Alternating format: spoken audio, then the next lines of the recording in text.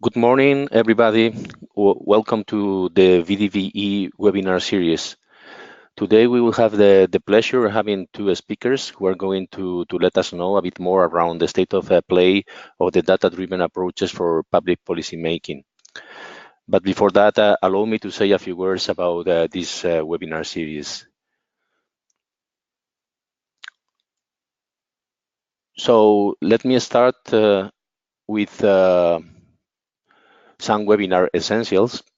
So this webinar is part of a series where we will be inviting speakers from the different organizations and innovation projects to talk about their experience working with big data. By the way, in case you believe that you have a topic of interest for the audience, for the big data community, and would like to be a speaker of one of our future webinars, I take this opportunity to invite you to contact me at any time to try to arrange one of the webinars, the future webinars. So the goal of these the webinars is to show the value of big data, both from the technical and business perspectives, as well as touching some topic of interest for our community, including lessons learned, best practices, innovative results and solutions, societal debates, etc., etc. The idea for us is to run at least one webinar per month, typically on the first or second Tuesday of each month at 12, like today. And more information about this webinar series can be found at the bottom of the slide with this URL that you have here. So before jumping into the webinar, let me tell you a bit of housekeeping for this particular webinar. So you have any questions to the speakers, please try to use and write the questions in the chat that you have in your GoToMeeting screen. And at the end of the presentation, the speaker will try to answer your questions. I will hand it over to the speakers for the Q&A session. I'm going to ask you a couple of questions before starting the webinar. Because we have some polls that we would like to issue. At the end of the webinar, you will also have will be prompted with a small short survey just to help us to understand if the webinar was okay for you or do have any suggestion to make to get your feedback. So first of all, let me start with a question to the audience, just to know exactly the type of audience that we have. So I'm going to launch this poll, and this question is more is related to your interest about big data. So it is more on the technical side or in the business side. So you should have the question now at your screen. So please start to answer. I will give you a few seconds just to understand the type of audience that we have, and also to give feedback to the speakers of the people attending today to the webinar.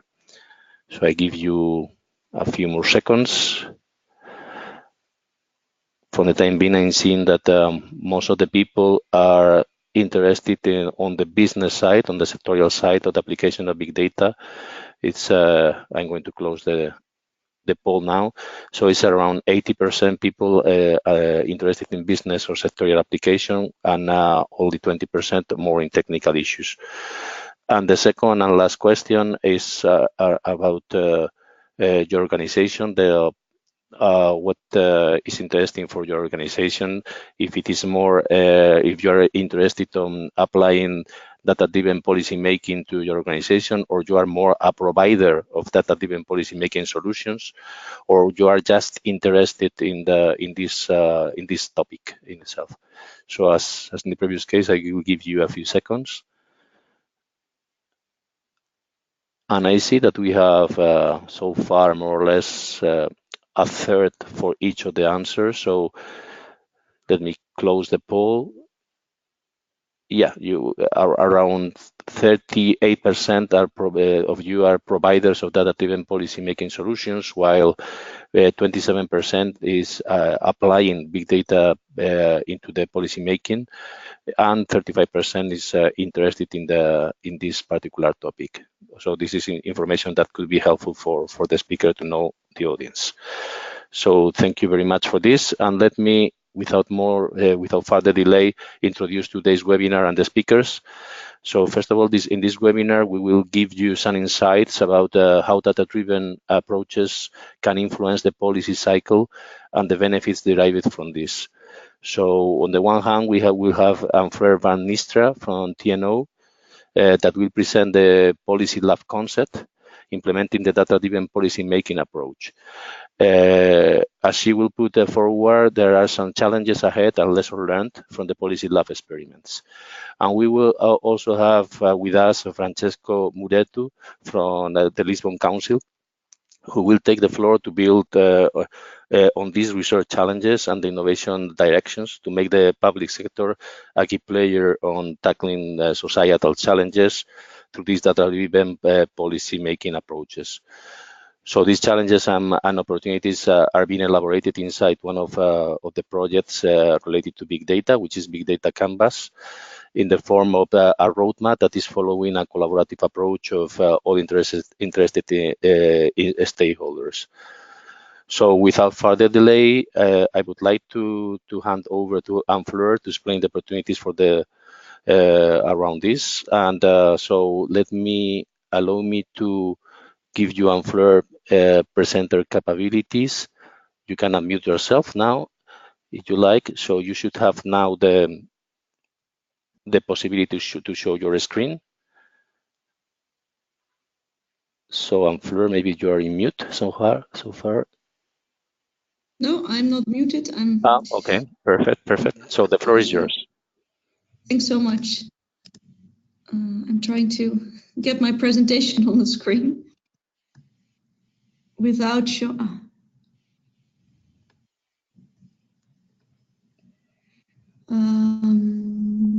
Yeah, I think now it's perfect.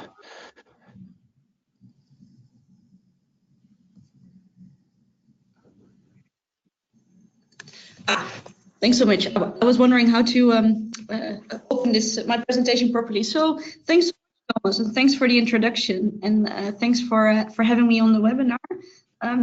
As you already presented, my name is Fleur van Veenstra. I'm a senior researcher at TNO. TNO is the Netherlands Institute for Applied Scientific Research. So typically, we are a bit in between academia and industry, or in this case, government.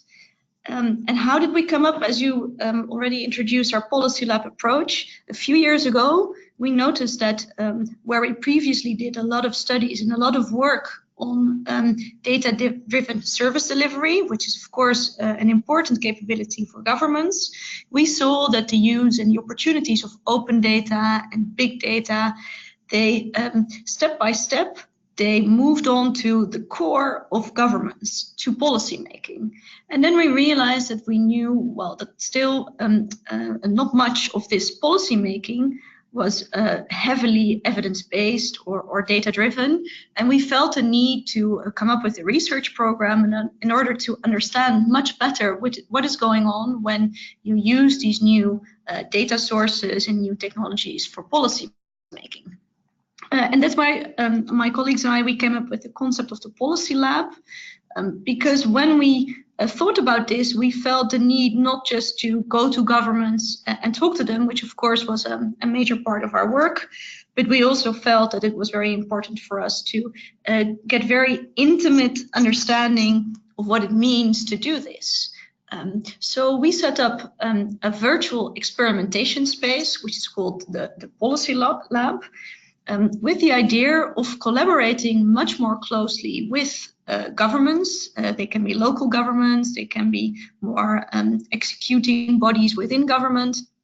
And of course, we also keep a close link to the ministry, especially in the case of the Netherlands, the Ministry of the Interior, who has the purpose of improving data-driven policy making across government.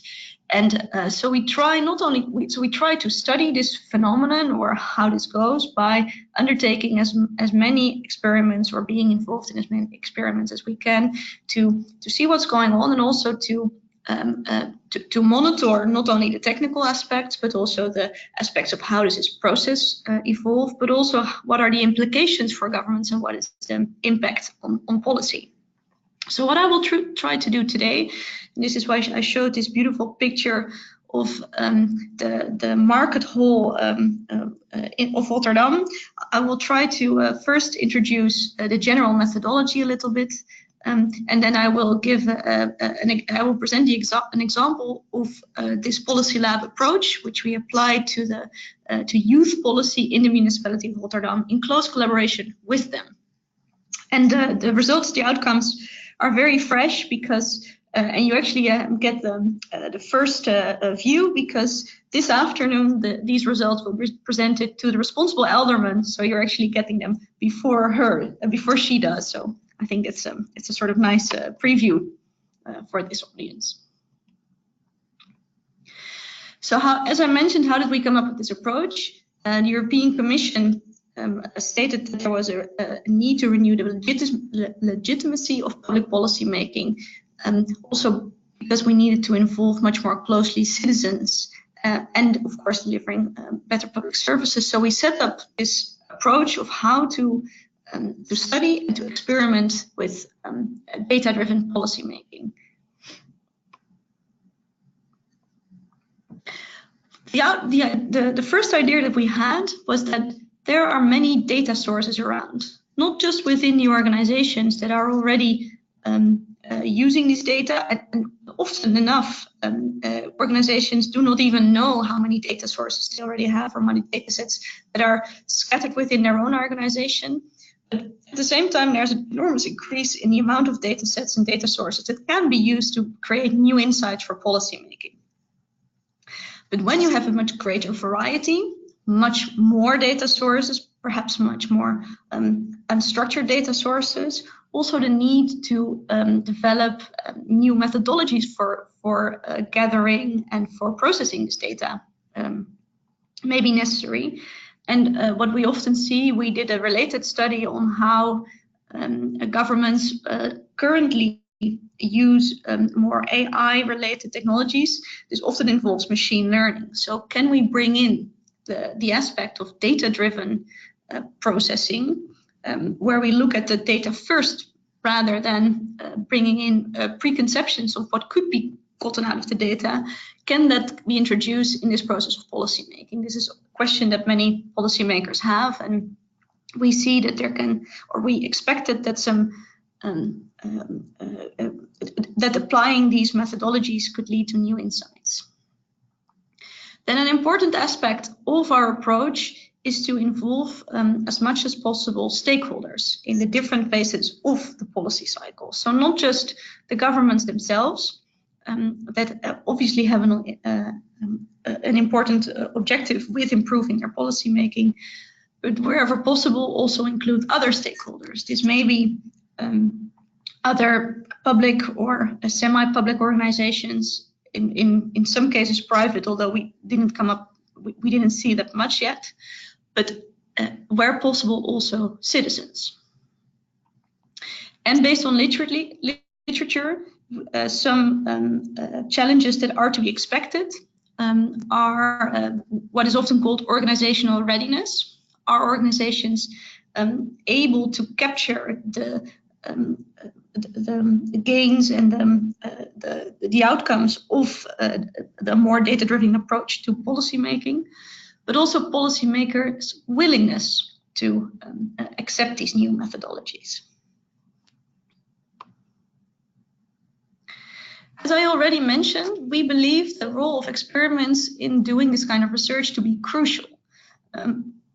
Without really, how to say, getting dirty hands and really understanding how this works when you introduce a machine learning or other data-driven methodologies into the policy-making process, and you really start to understand what are the dependencies between the two, what are the challenges between the two, how are they taken up, how do they mutually influence each other. We believe that is a real way of getting a thorough understanding of this process.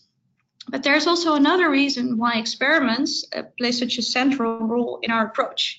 And that is that there is a lot of legal restrictions or legal requirements, such as the GDPR, which are there, of course, for a very good reason. They require a safe environment or a controlled environment and a methodology for experimenting.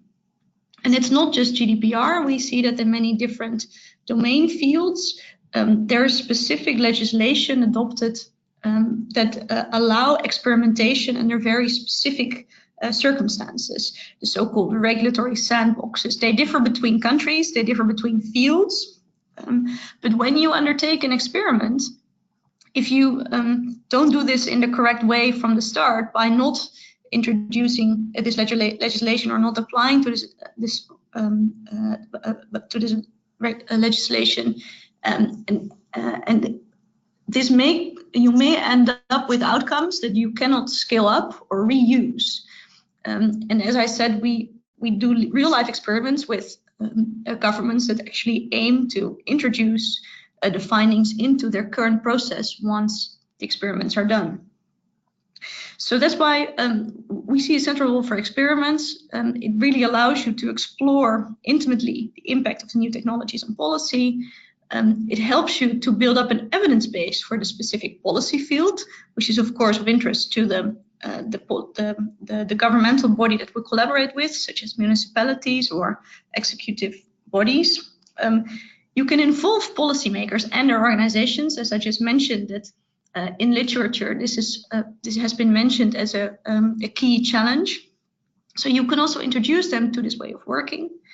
It allows you to investigate opportunities and challenges that arise when you want to scale up, so when you want to reuse the outcomes. This allows you to bring in also citizens and other stakeholders and allow for co-creation.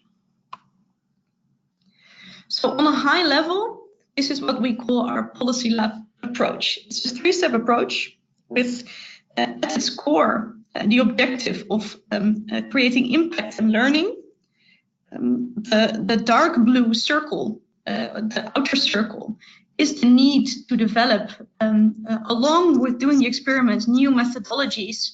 But with every experiment you learn, with every experiment you refine your methodologies, and they of course can be used to guide governmental agencies that we collaborate with through this whole process of developing data-driven policies.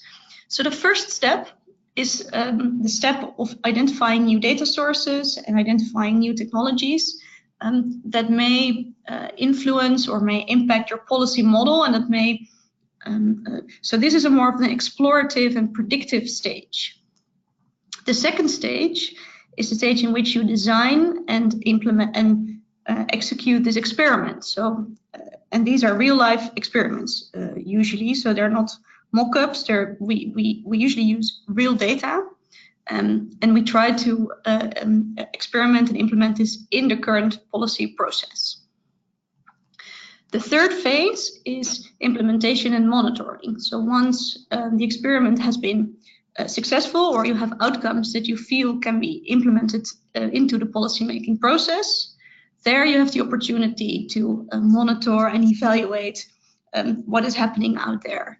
And then, of course, as often, and this is not by coincidence modeled on the a traditional policy cycle approach, you often find that policies might need to attuned or be implemented a little bit differently after all, and then you can start the whole cycle again if you would want to. So to illustrate this methodology and how to use this in practice, as I said, I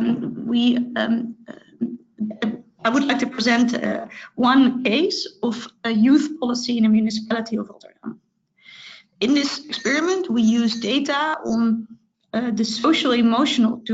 These data can be used to operationalize the notion of social emotional skills of youngsters, since the municipality's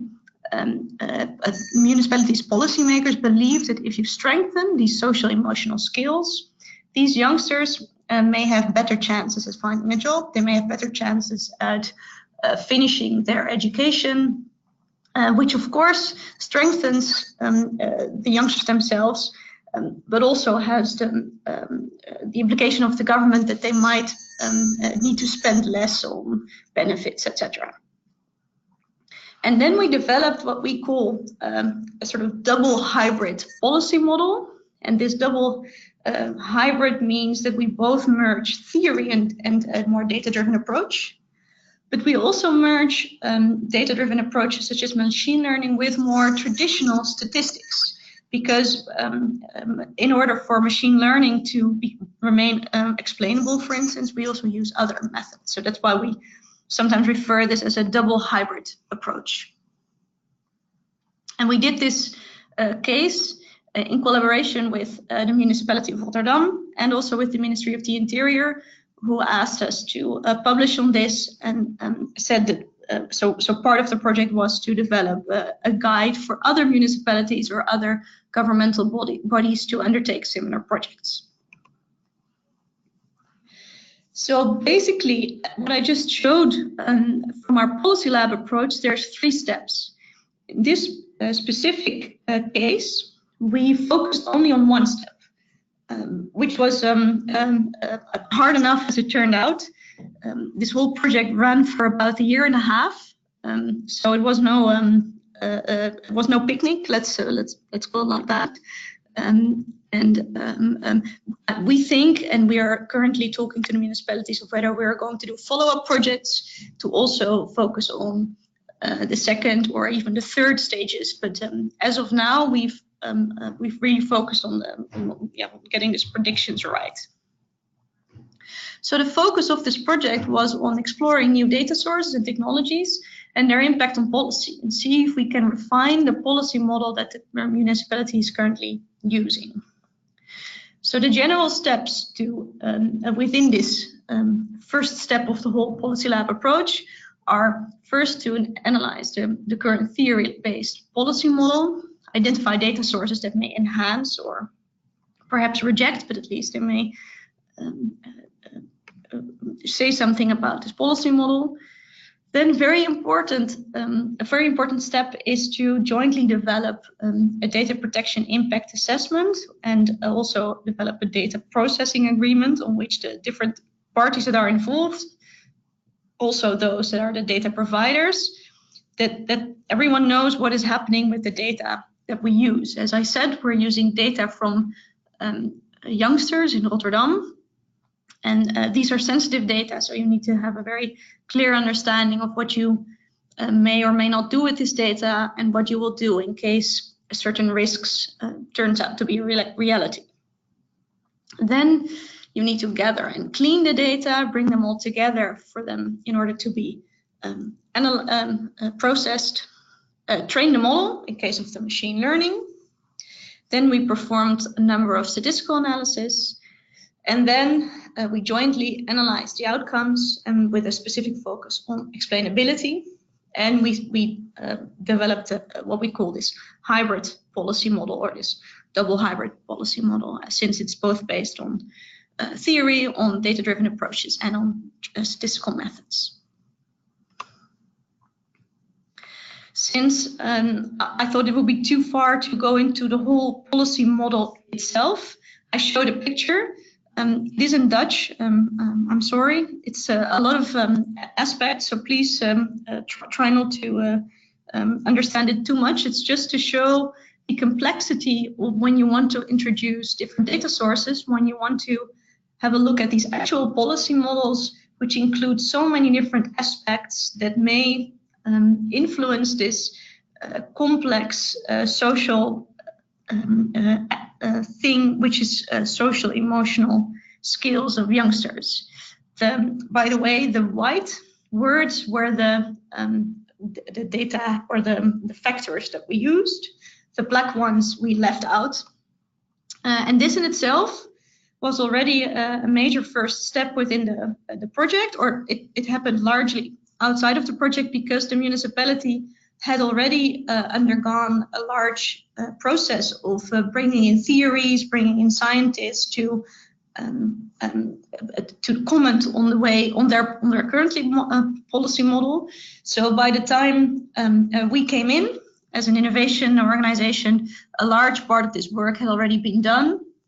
So basically, we entered the project at the moment where the white factors had been identified, so certain clusters of factors that are believed to influence this aspect of social emotional skills. This had already happened, and we came in at the moment where we tried to identify data sources that could be used to strengthen this model and that could be used for analysis. And then we had a large, really multidisciplinary project meeting, brainstorming on what do we think we could do with this model, which type of data might be useful to reuse. So it's a lot of, it was very little automated, let's put it like that. It was a real life setting in which all these different disciplines, including lawyers who knew how to how we could or could not reuse this data. And we came up with a model that we thought could become more data-driven.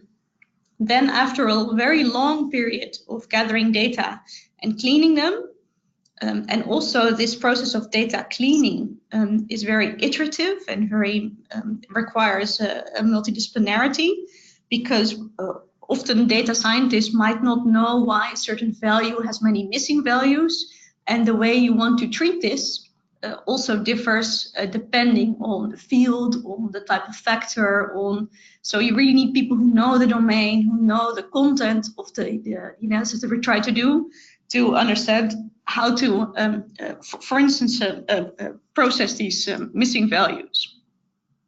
So after the data analysis were carried out, we then could develop a hybrid policy model. And we also had a big discussion on what are the implications of this model and how to, we as a research organization, we're not going to implement or suggest any interventions on that, but the policymakers do want to use these type of analysis in the end for perhaps developing new interventions. So that means that they also have to get a good grip of what the data-driven model can or cannot say, or what does it mean, and with how much certainty, etc. So these are some of the outcomes that we will present to the Alderman of Youth Policy this afternoon.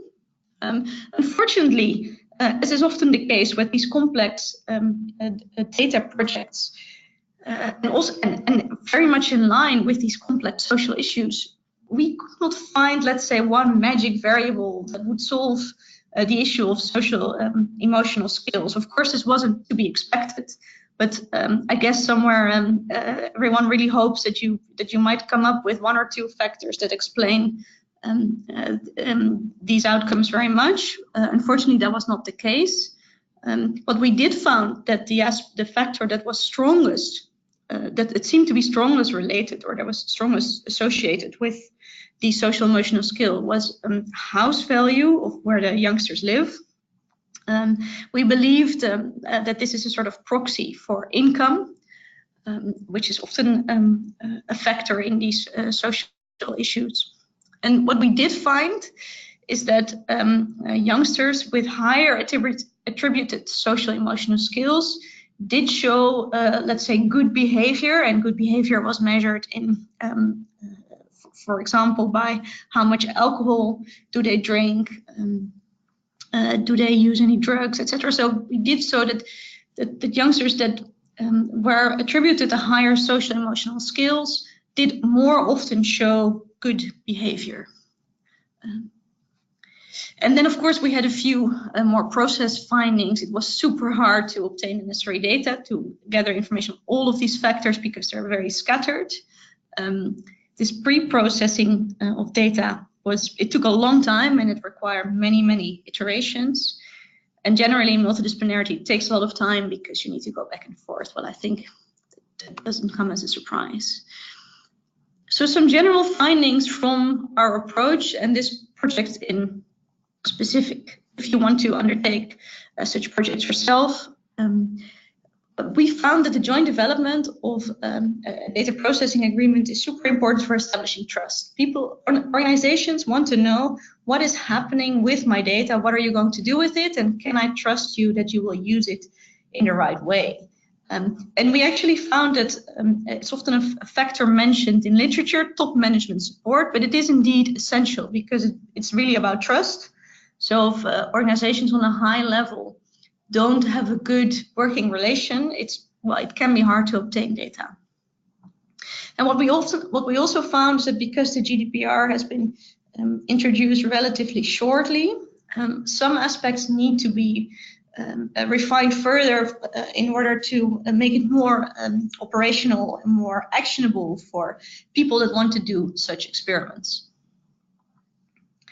Then, of course, as I already mentioned, it is important to differentiate between the experiment and its application in practice. But at the same time, you cannot start an experiment without taking into account that in the end, you will want to implement the outcomes of the experiment in practice. So you need, when you define and set up the experiment, you need to make sure you know on which legal grounds, what you can do with the data. And you also need to be very aware that if you will take up the findings from your experiments and you apply them into real life, into a different setting, they may include biases because they are used or because they have been developed in a certain other setting. I think I already mentioned at length how important multidisciplinarity is. It's really a central requirement. You need to collaborate with from all these different fields in order to understand what you may or may not do with the data, how to process it, what does it mean. And we found that a more agile way of working, we essentially what we did is we organized these different technology sprints, as we called them. So every few months, we sat together with a broad project team, including all these disciplines, and we basically discussed what can we do with the data, how can we see the findings, how can we implement them in practice, etc. Because data is used in a governmental setting, but this is also the case for many other settings, explainability of machine learning is a challenge. In a way, machine learning is great because it's data-driven, and after you've done all the pre-processing, you almost push a button. Of course, it's not that easy. But you can never implement these things in practice if you cannot explain what's going on within the machine learning process. And of course, the training the model is really dependent on the data that is available. So I think the basic saying is garbage in, garbage out. So there again, the data that you use is very important. And also we found this hybrid approach to be very useful because then you can use methodologies such as statistics, which are more established, to check or to refute or to underpin the findings that you gather from machine learning. So we found it very useful in also creating greater understanding from the findings. Finally, what are implications for policy? One thing we found to be very important is that data is often gathered within a different context in which it is reused. So as many people said, the data landscape within government often grew organically, meaning that data sets can be very scattered, dispersed, they can be very uneven, they can be very contextual, incomplete. They're often gathered for a specific goal and cannot be reused easily. And aspects that are important are technical interoperability, semantics, but also contextual domain understanding, and they all need to be in place when you want to reuse data. What we also found, if you want to do data-driven policy making, new dependencies emerge between organizations. In the past, within government, many organizations have been put a little bit at a distance. They have a more executive task. But all of a sudden, now these organizations are sometimes crucial for providing data. And this was found a challenge, interestingly, that some organizations who used to be part of government, they now had a different data policy, and it was quite hard to gather their data or to use their data in this experiment, whereas in the past they had been part of the same organization. So these dependencies, you really need to manage them well. What we also found is that we expect that the policy cycle, these different phases for policy making, so policy development from agenda setting towards policy implementation, evaluation, and monitoring. We expect this policy cycle to speed up, so the different policy phases will follow up more quickly one after another, and we also expect that new linkages between the phases that may emerge. And while this again increases the number of dependencies, we also think that this provides new opportunities. For instance, that when policies may have unintended outcomes, you can also steer them or alter them more quickly and to decrease these undesired effects. And finally, collaboration in networks and allowing for co-creation, it raises the question of openness. In which way do you want to be open about this process? I mean, policy making can be a messy process, and what does openness mean when you use machine learning? You don't want it to be a black box, but do you need to give full openness about the data, which may include very sensitive data? Then of course it's not even allowed. Do you need to be open about your algorithms? So what does openness mean in this context? And then not necessarily just related to data-driven policy making, but it's also happening at the same time. Outcome of public analysis are under increased scrutiny. Because of this increased openness, others can do the same analysis and they might question you. So we believe that these will be new dynamics for policy making that go beyond the mere use of new data sets. So thank you very much. These were some of the highlights of the work we do on data-driven policy making. Okay, thank you very much, Fleur. You have some questions that you can answer at the end of the presentation. You can have a look at them in the meanwhile. So without further delay, let me hand it over to Francesco. So Francesco, you have presented capabilities now, and the floor is yours.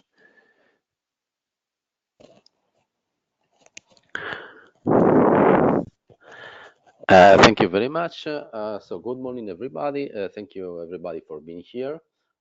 Thank you, Fleur, for the very interesting presentation. It's a very interesting work, and I'm sure we're going to basically introduce your work in our knowledge base and make a reference in our roadmap for sure.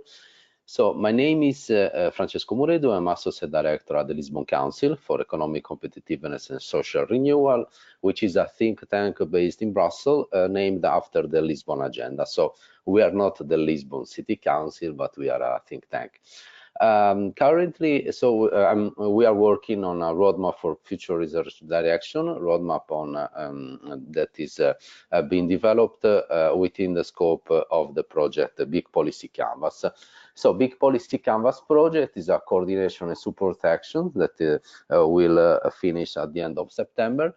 The coordinator is Athos, and our partners, National Technical University of Athens and Fraunhofer Focus.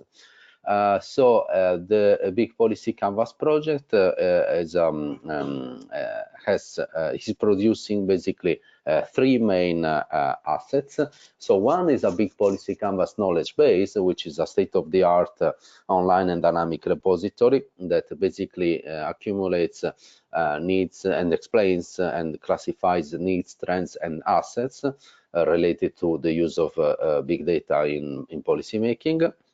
The second asset is the Big Policy Canvas Assessment Framework, which is a methodology for mapping needs and trends to application domains, and also for assessing needs and trends with respect to let's say their criticality and intensity related to big data.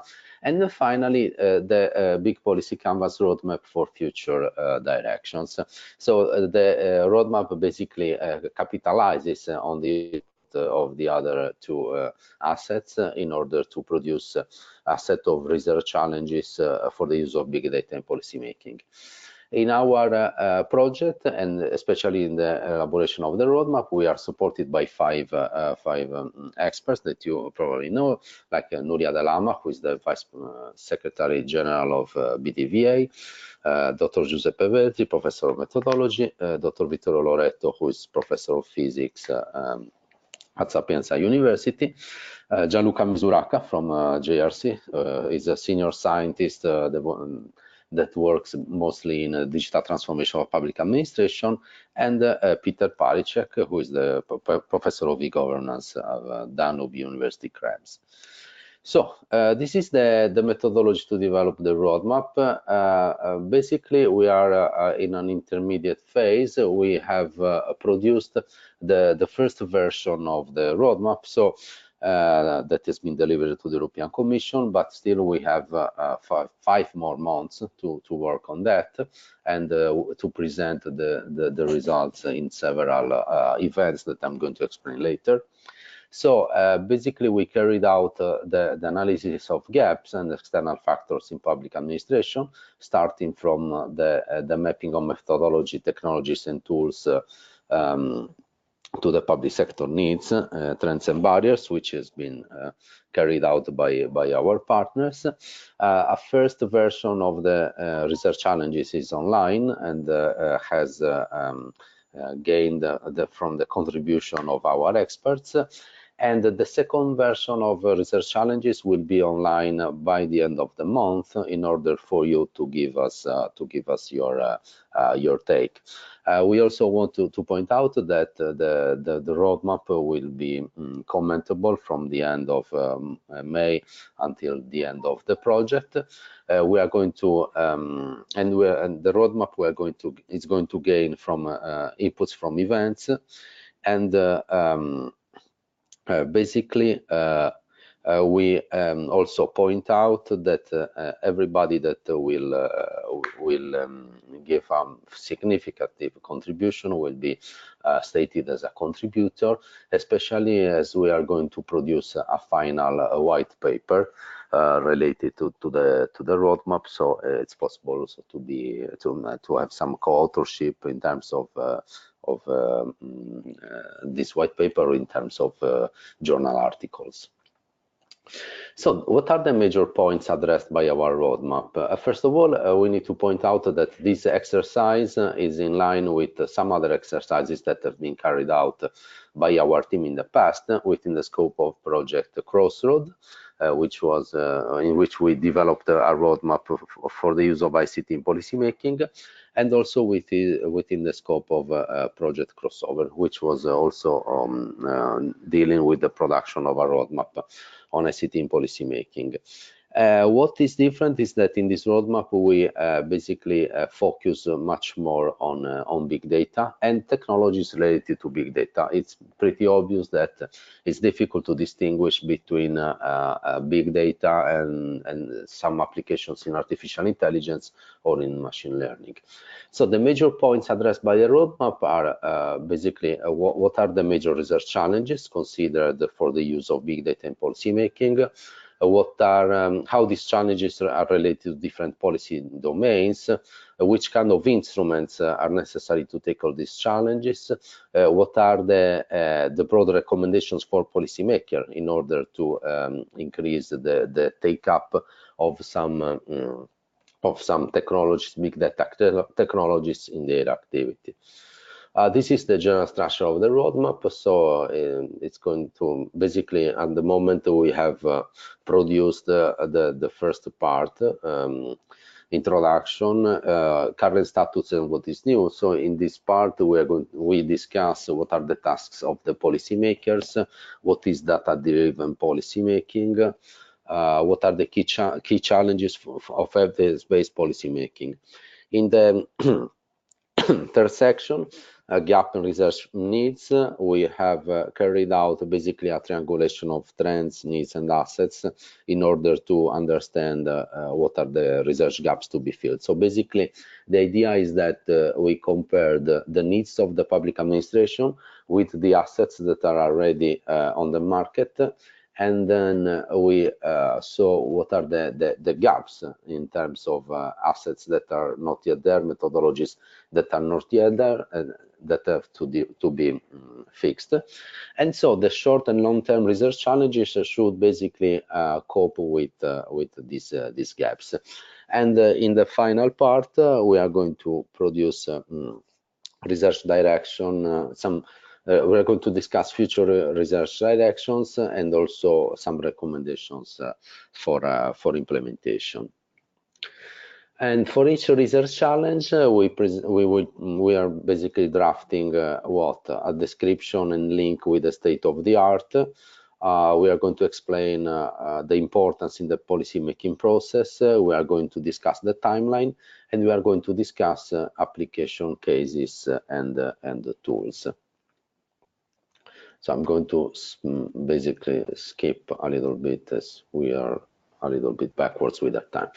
So in summary, we start from the point according to which big data tools and technologies present interesting opportunities to address some key challenges of the database policymaking activity.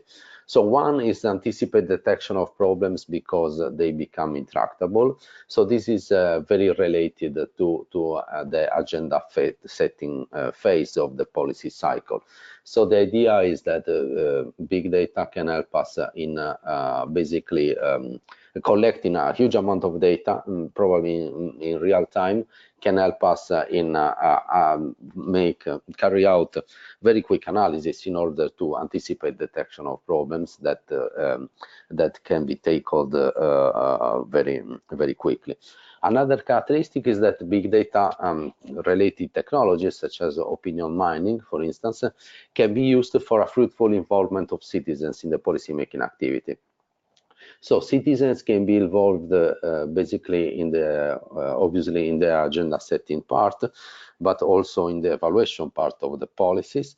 And in order to do that, the use of big data technologies is very important. Big data technologies, they also help us in making sense of the opinions from citizens. So big data technologies are a tool to scale participation of people, let's say, of the citizenship, of the citizenry. Sorry. Big data can also help us in uncover causal relationship behind policy problems and in basically anticipate or monitor in real time the impact of policy.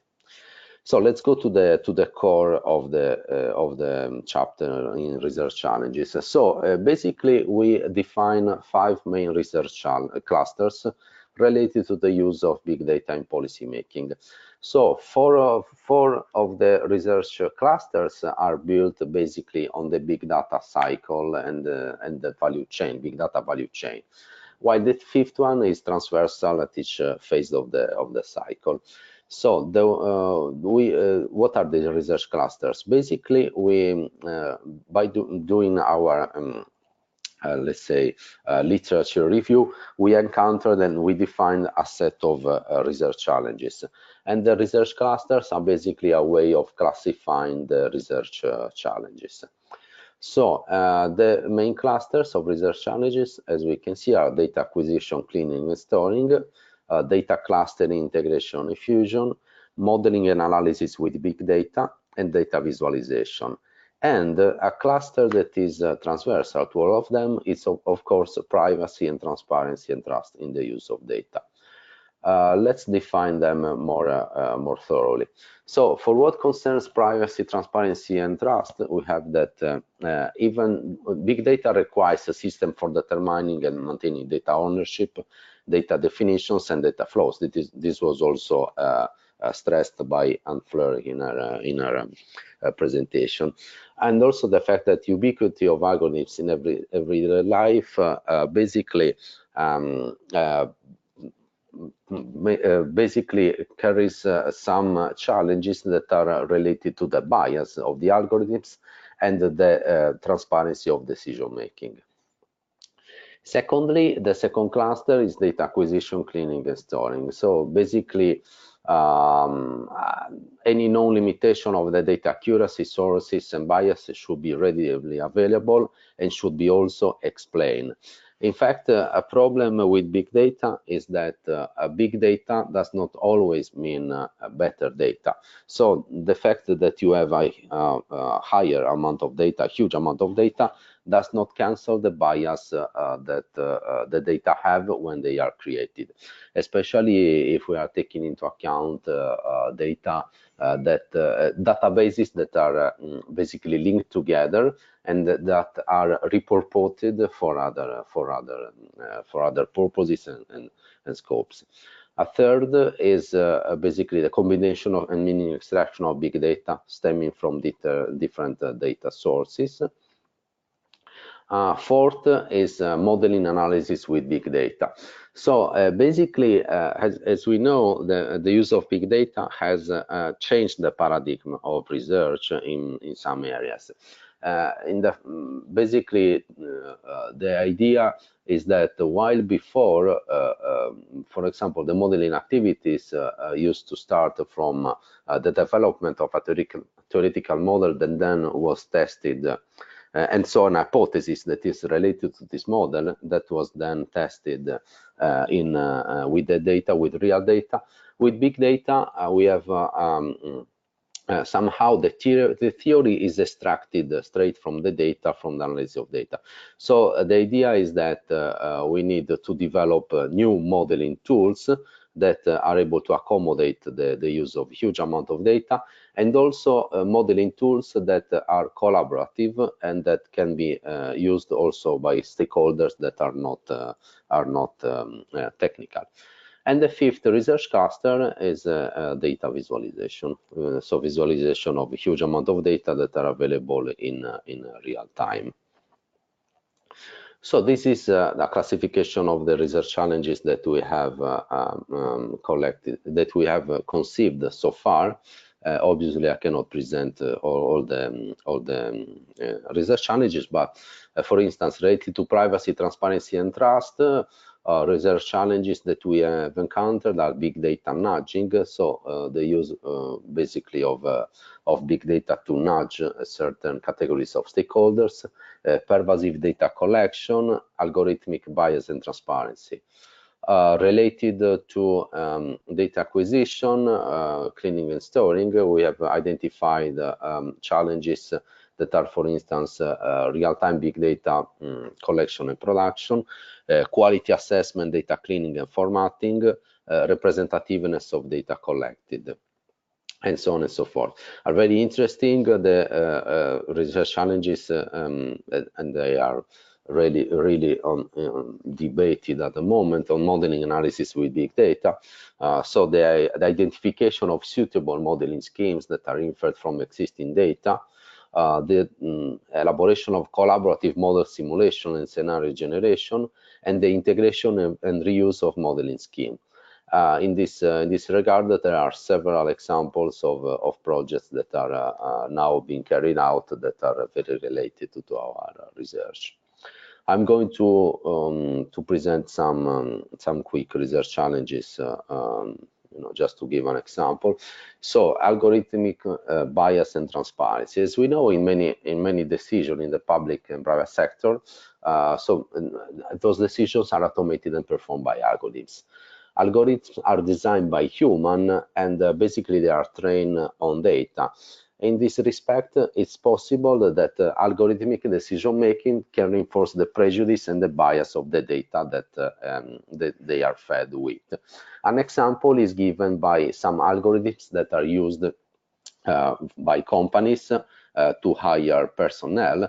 And it appears that these algorithms have a gender bias because they are trained on basically previous decision on hiring decision in which people of male gender were basically had some advantages. So basically the idea is that these algorithms still have a bias.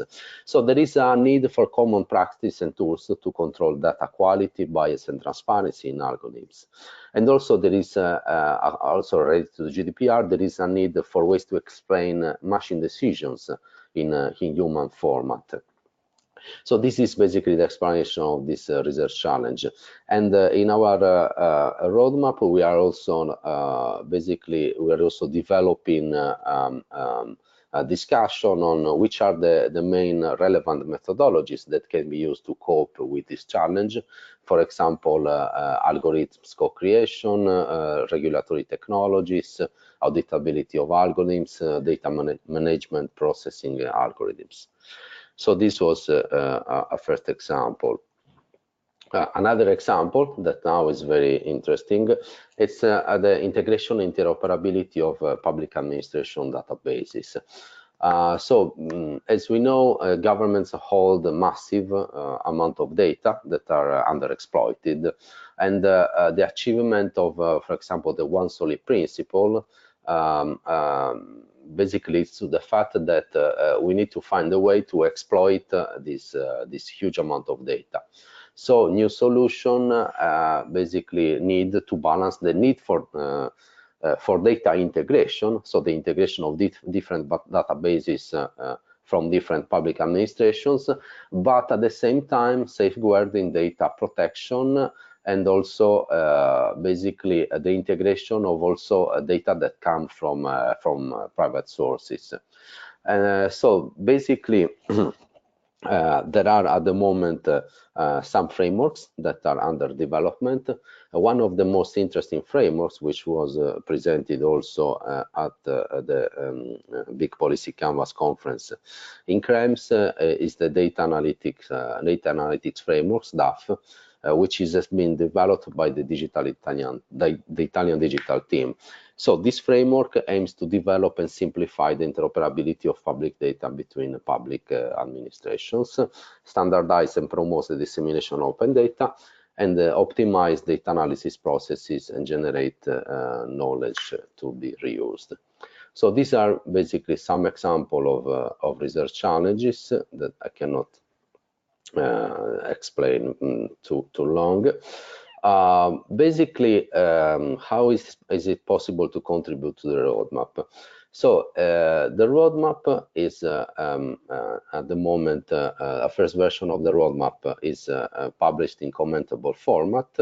It's published in commentable format in our tool, which is called Making Speech Talk, which is basically a proprietary tool of the Lisbon Council. As you can see, the research clusters and related research challenges are basically published in this tool, and it's possible for everybody to provide some comments in the parts that are more interesting. For comments,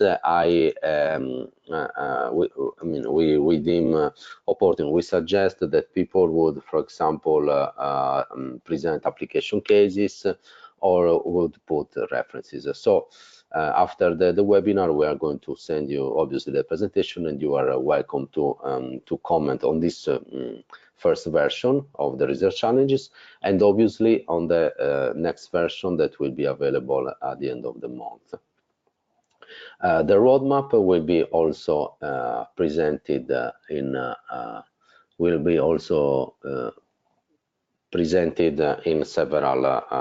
several events. So the first one will be in Brussels on the 6th of June, the Co-Creation Summit, which is to be implemented within the scope of the COVAL project. Then in London at the conference Data for Policy. So I'm going to provide a workshop for policymakers on the 10th of June, and I'm going to present a paper started from the roadmap on the 12th of June. And on the 13th, 14th of June, there will be in Venice the final event of the Big Policy Canvas project within the scope of the Major Cities of Europe conference. So the people that are interested in attending can just write to me, to us, so that we can get them a discount for the overall conference. The roadmap will be also presented on the 27th of June in Riga. The Big Data Value Association Big Data Panel Policy for Data. And finally, I'm going to produce a workshop on the roadmap from the 2nd to the 5th of September in Camerino, within the scope of the big government conference that takes part every year. Thank you for your attention. Thank you very much, Francesco, for your interesting presentation. So there are a couple of questions, or there are a few questions.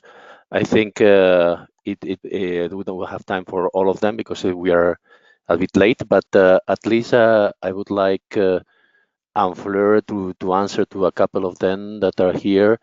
I think that the one that related to the involvement of politicians and citizens in the loop of the labs that you are doing could be also interesting to clarify. Are politicians or citizens being involved in your policy labs? Well, we're mainly focused at policymakers, and it so happens that the policymakers asked us to present today also to the politicians, because in the end they need to be responsible to them and to account for what they do. So they're not as much involved in the project, but they are now. One project is more or less finished. Okay, thanks. And there is another question related to the connection or potential connection between the house value and the social emotional stability of youngsters. So did you find any connections related to this? Well, we had because we did a data-driven model, used machine learning, this fact came up strongest to predict the social emotional skills. But of course, if you look into social literature, it's very unlikely that house value directly influences skills. I mean, that's sort of, but what we find, what we think is going on, because this needs to be explored further, is that the house value of the house you live in is a sort of proxy for income. And of course, income and the economic stability of a family, of course, you would expect to have some sort of association with emotional skills, because it relates to stability. So if there is a relation, it's sort of very indirect, but we think it's a proxy for income and economic stability. Okay, thank you very much. I think we don't have much time for answer the other two questions, but I think they are more or less they have been answered during your presentation anyway, because they are talking about machine learning and GDPR, and you mentioned several aspects around these issues. So I would like to thank you to all the two presenters for your great presentations, and also to the attendees and people registered into the webinar. The webinar is being recorded and will be uploaded to the BDVe webpage, so everybody will be able to see the webinar and also the slides in there. So, but we'll probably be there today or tomorrow, the latest. And well, that's all. Thank you for attending, and have a very nice day. Thank you to all of you. Thank you very much. Bye-bye to everybody.